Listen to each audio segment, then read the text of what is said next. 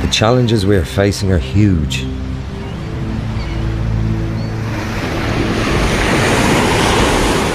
These waves of change threaten our way of life. A broken economic system, job losses, resource scarcity, rising prices.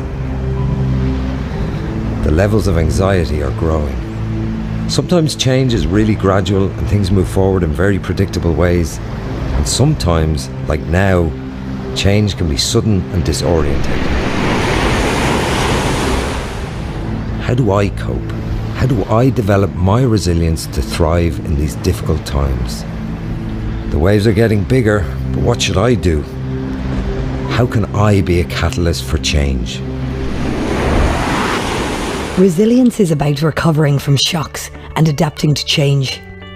We can think of resilience at personal, community, and global levels.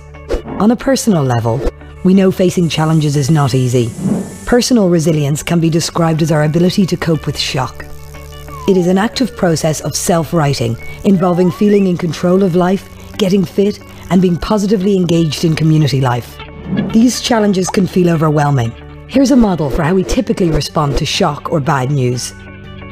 Faced with difficulties, we often completely refuse to accept what is actually taking place. No, this is not happening. Not to me. No way. Then we typically look for someone to blame. I can't believe they did this to me. It's just not fair. Bargaining follows. Please, I'll do anything. And then depression. Oh no, I'm doomed. And then finally, acceptance. Okay, it is what it is. Let's see what I can do. Having a model helps us to know what to expect. We all go through these stages. The more resilient we are, the more chances we have of bouncing back quickly from difficult experiences. We know too that good food, keeping fit, and daily relaxation practices all help us stay healthy and as resilient as we can be.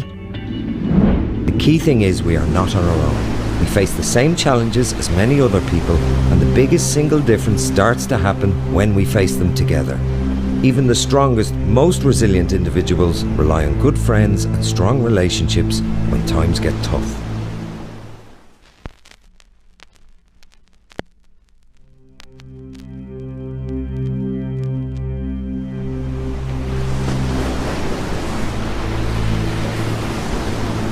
With a little ingenuity and collaboration, we could probably surf even the most mighty waves of change and figure out how to thrive in these uncertain times. Learning how to surf these waves is what resilience is all about. But how do we manage the changes rather than letting the changes manage us? How do we do this together? Community resilience is about finding a positive way to face change together. It is about building on a community's strengths and realizing that people are the greatest asset a place has, and we need more change makers, placemakers, and social entrepreneurs. A resilient community is full of diversity, where all kinds of people trust and collaborate with each other. Through high levels of creativity and even fun, a community can break through to new levels of resilience. It is about building social capital, the glue that holds communities together. Bonding capital is about feeling a shared sense of belonging in a place. It's our closest friendships with the people who we know will be there no matter what happens. Bridging capital is about connecting with others across the community, making sure that everyone's skills, talents and perspectives are available in the effort of building resilience. Linking capital is about connecting with other communities and sources of support. Places with strong linking capital are confident that they can call on outside help when it's really needed. So, social capital is like an unbreakable fabric that weaves communities together. When we share a common cause and vision of what is possible, we can change anything.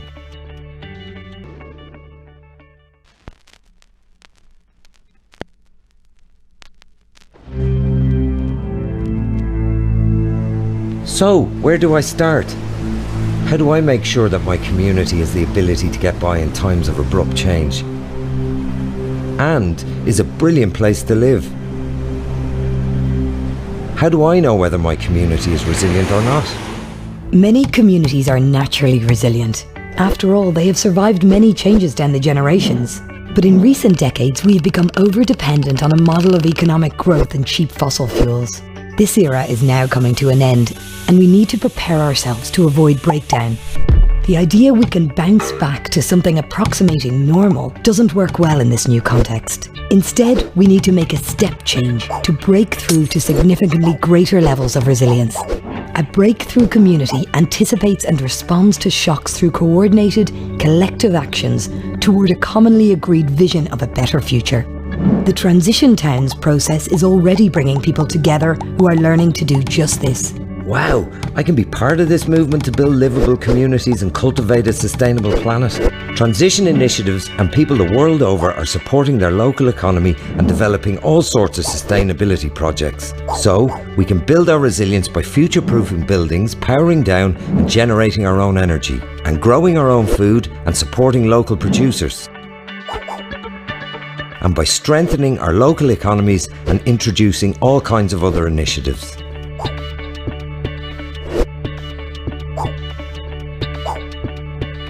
We are all global citizens and the crew of this planetary home we share. Don't be a passenger. Let's engage with the change initiatives that are going on locally and share what works globally.